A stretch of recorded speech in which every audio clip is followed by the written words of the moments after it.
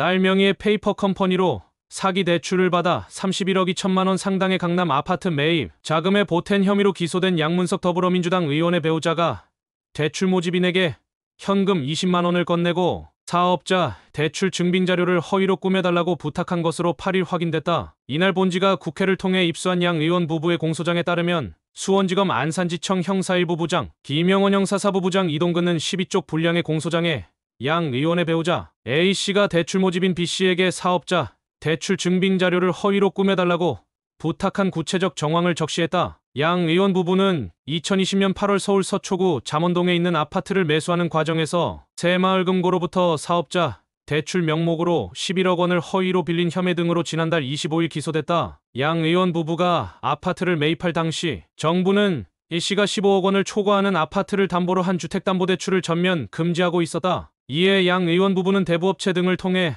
자금을 먼저 조달한 뒤 사업자 대출을 허위로 받아 해당 비용을 변제하기로 공모했다는 것이다. A씨는 아파트를 매수한 뒤 2020년 12월 딸에게 사업자 등록을 하게 하고 지인 소유의 상가에 사무실이 있는 것처럼 허위로 임대차 계약서를 작성한 것으로 조사됐다. 딸 명의의 페이퍼 컴퍼니를 만든 셈이다. 이후 B씨를 소개받아 2021년 4월 해당 업체 명의로 사업자 대출을 일으켜 11억 원을 새마을금고로부터 입금받았다. 새마을금고는 사업자 대출이 실행된 날로부터 3개월 안에 해당 대출금을 기업의 생산 판매 활동 등에 소요되는 자금에 사용했다는 내역서와 증빙 자료를 제출하도록 하고 있다. 대출자가 이 자료들을 내지 못하면 약관에 따라 대출금을 회수한다. 검찰은 A씨가 자료 제출 기한인 그해 7월 B씨에게 증빙 자료를 위조해달라며 괴가로 20만 원을 건넸다고 공소장에 적시했다. 양 의원 부부는 아파트를 사들일 때 대부업체 지인 등에게 빌린 돈을 갚는데 대출금을 모두 썼다고 한다. 새마을금고가 대출금을 돌려받지 않도록 내역서와 증빙 자료를 만들어야 했던 것이다. B씨는 제안을 받아들여 2021년 7월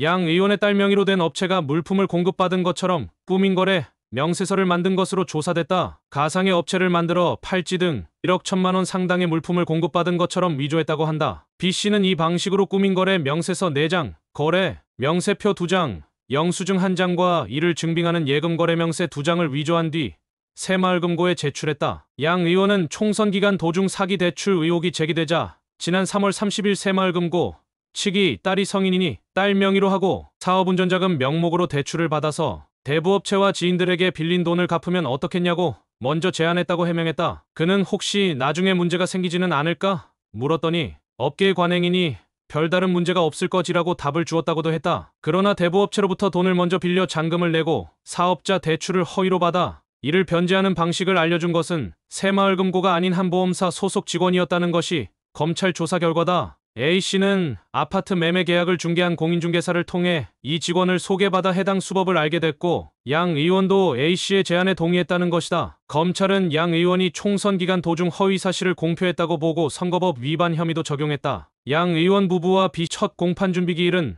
오는 11일 수원지법 안산지원 형사 2부 재판장 박지영 심리로 열린다.